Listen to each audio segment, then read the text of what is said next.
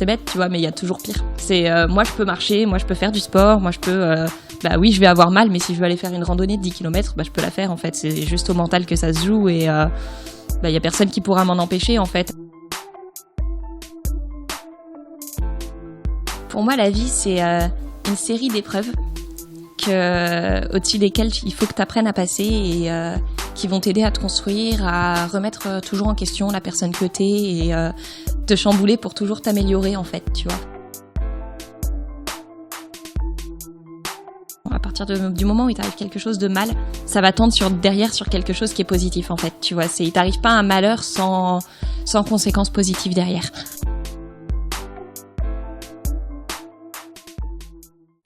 En fait, c'est plus un nouveau format. Je sais pas encore quelle allure ça va donner, mais c'est plus ça sur ce thème-là, quoi. Parce que j'ai un podcast sur la liberté que tu n'as pas écouté. Oui, je sais. Il faut absolument que je les écoute en plus, mais... La vraie liberté, et du coup, là, ça a un autre format. Je sais pas comment ça... Ça peut être un hors-sujet, après. Hein. Ouais, c'est ça, un hors-sujet ou une capsule, mais comment manier ça, mais c'est plus, un autre... Et du coup, tu inaugures ce nouveau format, du coup. Merci beaucoup d'inaugurer ça. Quelle classe. Comment ça va? Écoute, ça va. Là, tu m'accueilles chez toi, t'es en plein déménagement. T'as vu ça, en fait? Tu vas être un des derniers à voir mon appart, qui est beaucoup trop vide, c'est trop perturbant. Et du coup, tu pars à où? Tu pars à Perpignan, je me dis, non? Ouais, c'est ça. Perpignan. Enfin, à côté de Perpignan. Ok. Ça va, ça te stresse pas trop? Un petit peu. Déjà, si le déménagement se passe bien, tu vois, ça va. Ensuite, pour le reste, on verra bien. Hein. C'est un petit peu... Ouais, non, mais c'est ça. C'est le début d'une nouvelle vie, en fait. Donc, on va voir. S'il faut, je vais aller 2 mois là-bas et je vais revenir à Tours parce que ça va trop me manquer et que je me serais juste pas rendu compte du fait que je suis trop bien ici. Donc, on verra. Est-ce que tu peux te présenter rapidement, du coup, et dire qui tu es? Je suis Mathilde. Je peux dire que j'ai 24 ans, que professionnellement, je suis assistante de direction. Puis, j'ai une maladie génétique, qui de base est génétique, mais qui dans mon cas est orpheline, c'est-à-dire qu'aucun de mes parents ne l'a, et qui atteint les extrémités du corps, à savoir les pieds et les mains. Et dans mon cas, c'est beaucoup plus développé au niveau des pieds qu'au niveau des mains. Ça empire au fur et à mesure des années avec la croissance, etc. Donc aujourd'hui déjà sans fauteuil, je serais en fauteuil roulant si j'avais pas été opérée. Je me suis fait opérer quand j'avais 9 ans. Je me suis fait opérer le jour de mon anniversaire. C'est un beau cadeau. Hein. Le 1er novembre. Ouais, c'est ça. Mais donc oui, et en gros, ça se représente par le fait que je puisse pas contrôler tous les muscles au niveau de mes pieds. Et que du coup, je sois bloquée au niveau de pas mal d'activités physiques. C'est-à-dire que je peux pas marcher trop longtemps, j'ai assez peu d'équilibre. Au niveau du sport, ça me bloque dès que tu arrives à un niveau un petit peu technique où il faut vraiment être précis dans tes mouvements, etc. Et ensuite, ouais, c'est pas un handicap invisible dans le sens où ça se voit parce que j'ai une démarche qui est un petit peu particulière, un petit peu une démarche de cheval. Moi, quand je te vois, je t'avais dit, on dirait une brancheuse comme ça. C'est plus classe, tu vois, que cheval. On dirait que tu fais des pointes en fait quand tu marches, du coup, je trouve ça assez classe en fait, tout ça. Ouais, écoute, tant mieux, je préfère le voir comme ça. Ouais. Mais oui, et du coup, maladie génétique, donc même si mes parents ne l'ont pas, moi j'ai 50% de chance de la transmettre à mes enfants. Donc, Et ça, du coup, tu l'as eu quand tu étais tout enfant, bébé, c'est ça? Ouais, alors je l'ai depuis que je suis bébé, mais on s'en est rendu compte, tu sais, quand tu apprends à marcher, on se rend pas spécialement compte, et puis j'étais vraiment au tout début de ma croissance, donc c'était pas encore visible en fait. Et quand mes parents s'en sont rendus compte, eux étaient persuadés que je marchais comme ça parce que ça m'amusait de marcher comme ça, parce que ça me faisait rire en fait, tout simplement. Ils pensaient que je jouais. Et c'est une fois on a été chez mon médecin généraliste pour une visite qui avait absolument rien à voir. Je crois que j'étais malade, un truc comme ça. Et je marchais pour aller pour sortir du cabinet en fait, et c'est là qu'il me fait attends, tu veux bien refaire 2-3 allers-retours juste pour voir parce que t'as une démarche bizarre, tu vois. Et du coup je refais 2-3 allers-retours et là il s'est vachement inquiété parce qu'il pensait que c'était une maladie vraiment grave et incurable et mortelle. Et au final, on a fait énormément d'examens derrière pour vraiment définir ce que c'était, et on s'est rendu compte que c'était pas si grave que ça, mais pour autant, c'était quand même incurable, quoi. Donc, j'avais 6 ans quand on s'en est rendu compte. Bah, du coup, quand je t'ai vu, tu m'as dit, je vais finir ma vie en fauteuil roulant, mais c'est pas grave, tu l'as pris comme ça. Bah, enfin, je veux dire, j'ai pas le choix. Donc, à partir de là, enfin, je vais pas pleurer sur mon sort ou me dire, mais c'est horrible. Enfin, je vais plus pouvoir marcher, je vais plus pouvoir faire tel truc, etc. Déjà, j'ai un rapport à la vieillesse où je me dis, en fait, c'est peut-être totalement faux, hein, mais c'est ma vision du truc, c'est de toute façon, en vieillissant, tu peux faire beaucoup moins de choses et si t'as pas profité pendant que t'étais jeune, c'est pas quand ton corps commence à te lâcher que tu peux le faire en fait. Donc, bah oui, moi ça arrivera sûrement plus tôt et je serai sûrement plus limitée encore par rapport à d'autres personnes en fait avec l'âge. Mais voilà, c'est comme ça et je peux pas refaire mon handicap et je peux pas le changer, donc bah autant apprendre à vivre avec et pas se focaliser sur le négatif en fait, parce que ça apporte aussi pas mal de bonnes choses quand même. Donc Après, il y en a qui se focalisent sur le négatif et tu aurais très bien pu faire ça en mode te plaindre tout le temps. Et j'ai l'impression que c'est l'inverse, toi. Tu es en mode. Tu vois ça comme un avantage, oui, parce que ça m'a apporté. C'est ce qui fait mon caractère, ma vision de la vie et ouais, toute la force que je peux avoir en fait. Je sais très bien que c'est de là que je l'attire parce que ça a pas été toujours simple, que ce soit dans le rapport avec les autres, dans moi, ne serait-ce que l'accepter. Enfin voilà, je suis passée par des étapes qui n'étaient pas spécialement simples et ça te permet d'apprendre à te connaître, ça te permet de cerner beaucoup plus facilement les gens qui t'entourent aussi. Et du coup, ouais, c'est vrai que je me suis vachement focalisée sur le positif que ça m'avait apporté parce que pour moi, ça m'a apporté plus de positif que de négatif en fait. Donc, t'as des exemples de positifs par exemple, j'ai un exemple tout bête, mais on va dire. Ça me permet de cerner les gens qui m'entourent, etc., dans le sens où le rapport qu'ils ont à mon handicap, en fait, la vision qu'ils vont avoir de ça, etc., ça me permet de faire une sélection sur le genre de personnes dont je veux être entourée, moi, dans ma vie, en fait, quoi. Enfin, il y a différents regards qui peuvent être portés sur le handicap. T'as par exemple, tu sais, ceux qui vont être vraiment genre dans la surcompassion. Tu sais, qui vont dire « Oh, mais ma pauvre, je te plains, ça doit être horrible au quotidien, etc. » Mais genre beaucoup trop, tu vois.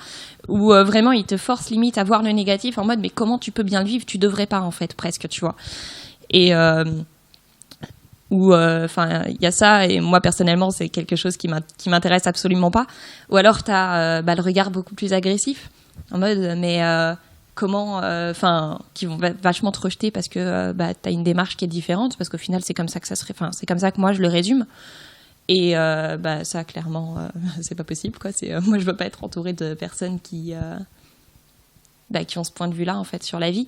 Et puis après t'as ceux qui vont être plus dans l'optique du oh mais c'est bon, ça t'empêche pas de marcher, ça t'empêche pas de profiter, etc. Donc fais pas chier avec ton handicap et continue ta vie et t'en plains surtout pas en fait, tu vois. Et au final, c'est vrai que je préfère m'entourer de ce genre de personnes, alors que c'est pas spécialement bienveillant non plus, tu vois, mais je le vois pas comme une mauvaise chose parce que oui, c'est vrai, c'est bête, tu vois, mais il y a toujours pire. C'est moi je peux marcher, moi je peux faire du sport, moi je peux oui, je vais avoir mal, mais si je veux aller faire une randonnée de 10 km, je peux la faire en fait, c'est juste au mental que ça se joue et il y a personne qui pourra m'en empêcher en fait, alors qu'une personne qui est en fauteuil roulant, qui est tétraplégique ou à qui il manque des bras ou ce genre de choses, c'est beaucoup plus handicapant au quotidien en fait et je sais pas, puis je pense que c'est aussi ma petite carapace en fait, tu vois, de pouvoir me dire il y a pire, il y a pire, il y a pire et faut pas que je me focalise là-dessus et ça va aller et c'est une manière de passer au-dessus quoi. T'as envie qu'on me considère plus comme quelqu'un de normal entre guillemets, c'est plus c'est ça, parce qu'en fait je me considère pas comme étant anormal en fait, tu vois, et c'est en ça que je trouve que ça apporte vachement de positif, c'est justement parce que du coup ça m'a apporté en fait une vision de la vie qui est super simple, tu vois. C'est au niveau des gens qui vont m'entourer, etc., à ne pas prendre en compte à ne pas spécialement faire attention aux différences des gens, parce qu'on en a tous en fait. C'est ce dont on se rend compte en grandissant, et ce qui est chouette, c'est que dans le monde des adultes, le handicap est accepté beaucoup plus facilement que au collège, au lycée, ou même en primaire, où c'est dur, hein, les enfants entre eux, franchement, ils sont pas simples. Hein. Donc, ils sont pas... Tu as des exemples comme ça où tu as été un peu chamboulée dans ton enfance ? Quand même, ouais.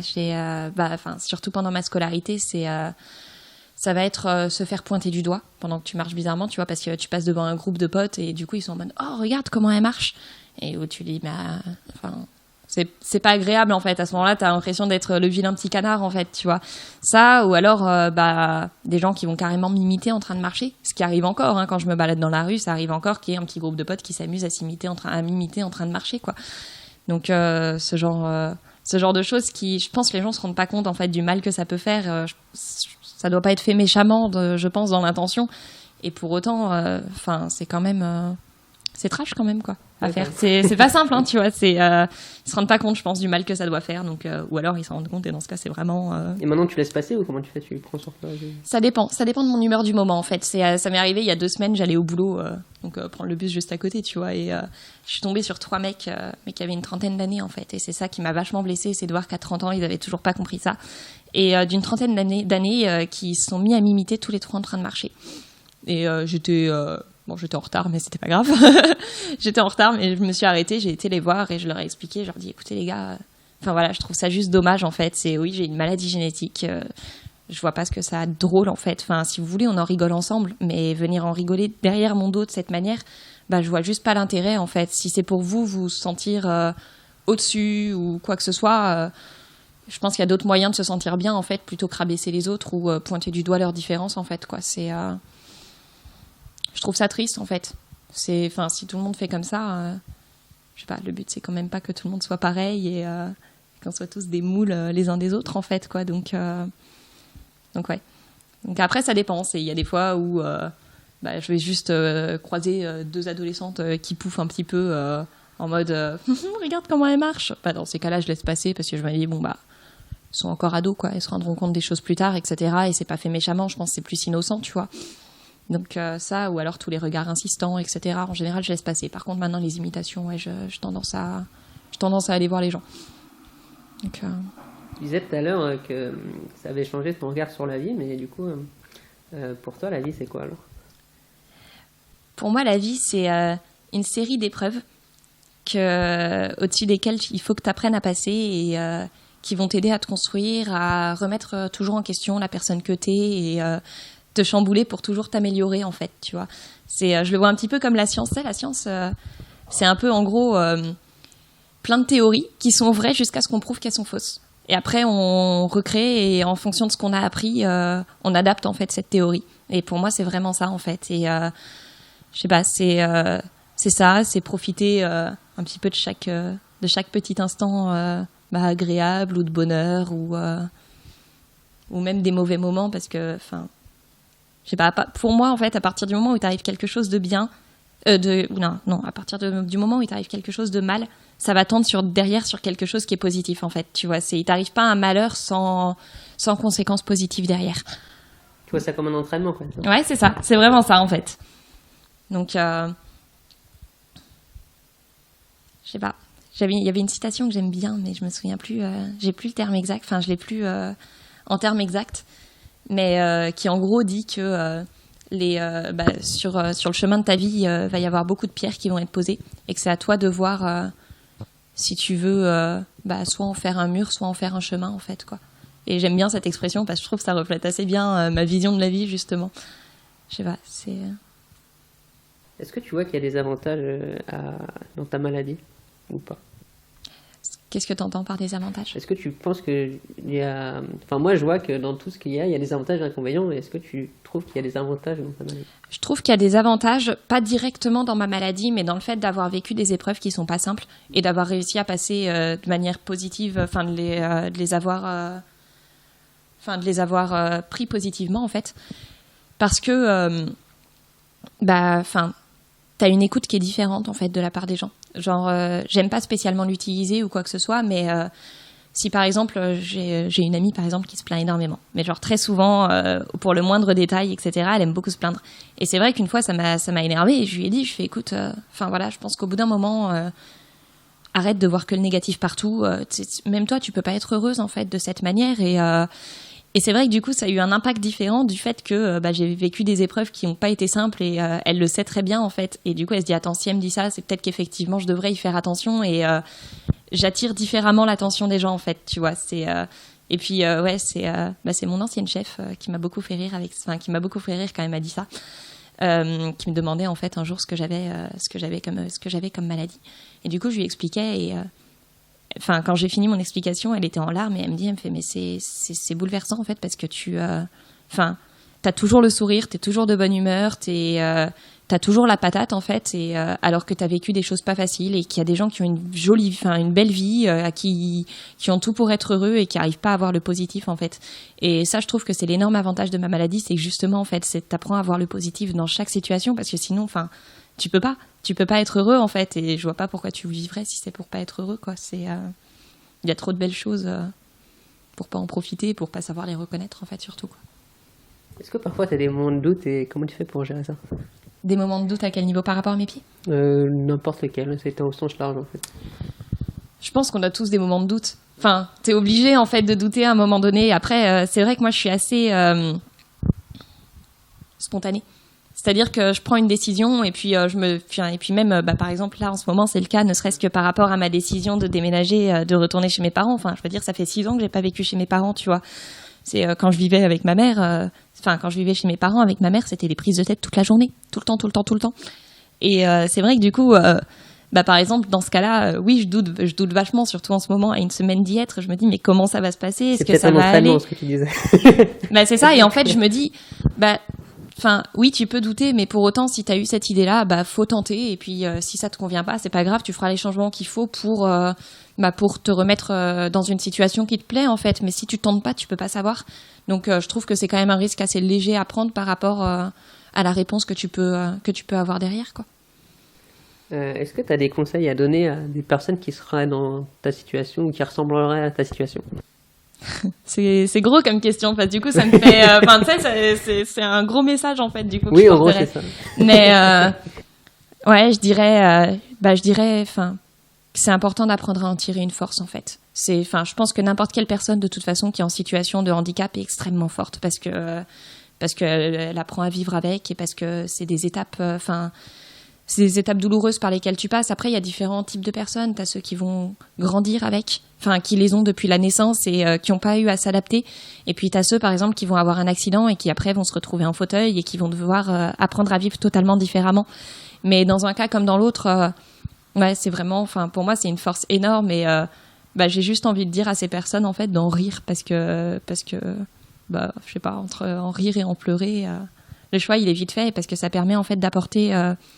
je trouve que en tant que personne en situation de handicap, j'aime pas le mot handicapé, mais ça te met dans une case, c'est ça.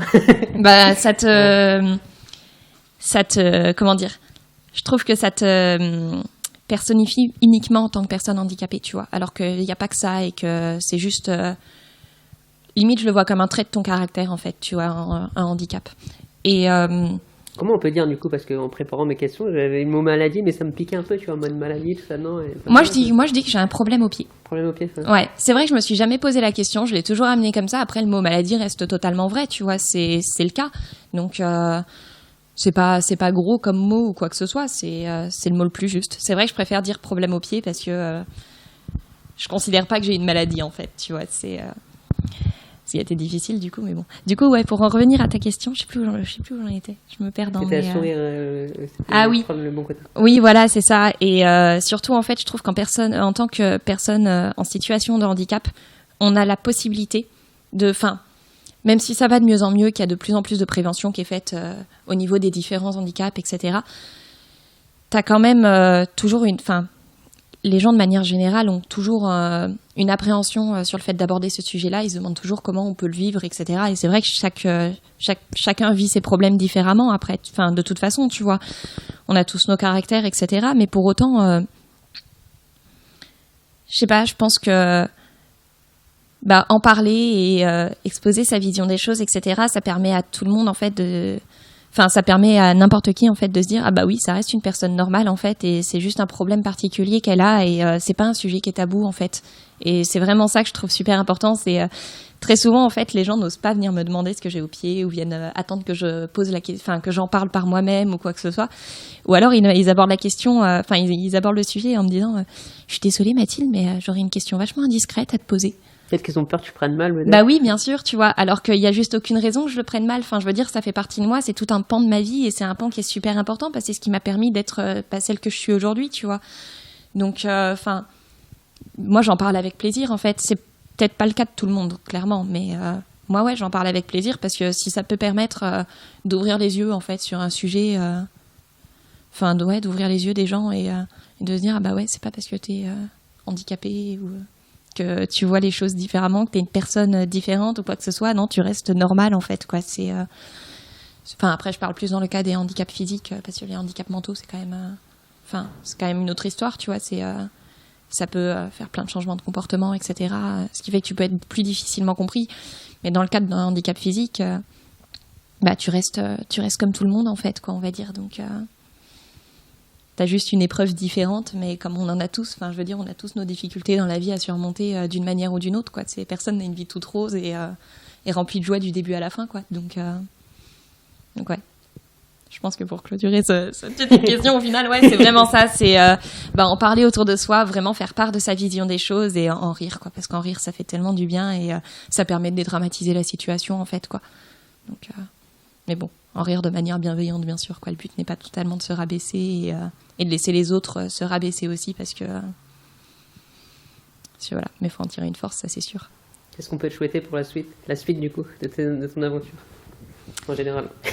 De manière générale, je sais pas, je dirais de croiser le chemin de personnes qui sont bienveillantes, qui ont le cœur sur la main et qui peuvent apporter du positif encore à ma vie, en fait, c'est tout. C'est tout ce qui est, je sais pas, moi c'est tout ce qui m'importe en fait. Ouais. Pour te dire, j'ai fait mon pot de départ il y a 2 jours avec mes collègues et je suis rentrée chez moi. J'ai relu la carte qu'ils m'avaient écrite, tu sais, avec tous leurs petits mots mignons, etc. Et je me suis rendu compte, mais en fait, j'ai été entourée pendant 6 mois de personnes qui étaient toutes plus adorables les unes que les autres, tous le cœur sur la main, etc. Et c'est beau, en fait, tu vois, c'est dans ces cas-là, je trouve que tu réussis ta vie, c'est quand tu arrives à t'entourer de personnes qui sont bienveillantes, qui veulent ton bien, qui t'apportent du positif et qui te rendent heureuse, en fait, qui te rendent heureux, en fait, tout simplement, tu vois. Peut-être qu'on prend pas le temps de voir les bonnes choses, en fait. Peut-être. C'est possible.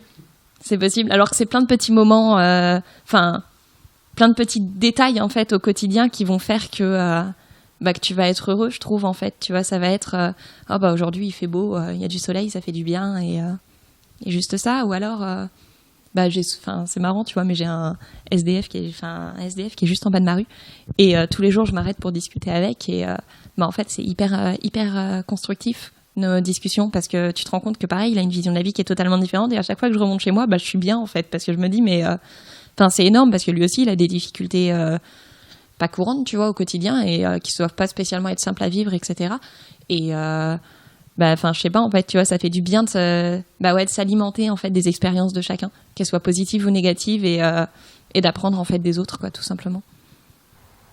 Est-ce que tu as un dernier mot pour clôturer ce petit format? Un dernier mot. Ce que tu veux dire, ce que tu veux. Pour toi, la parole est à toi. De quoi? La parole est à toi, du coup. Qu'est-ce que je pourrais dire? Je sais pas. Te dire merci déjà, parce que c'est chouette. Je trouve ça chouette comme démarche de ta part, de me laisser la parole en fait sur ce sujet et de me laisser dire de me laisser donner ma vision des choses, etc. Parce que c'est vrai que c'est un truc qui me tient à cœur, même si ça me stressait un petit peu. T'as les pompiers avec toi. Ouais, j'ai les pompiers avec moi, super. c'est un bel accompagnement. Et ouais, non, sinon juste d'apprendre à voir le positif dans chaque situation et c'est tout ce que je peux souhaiter à tout le monde en fait, quoi. C'est tout. Merci beaucoup. Merci à toi.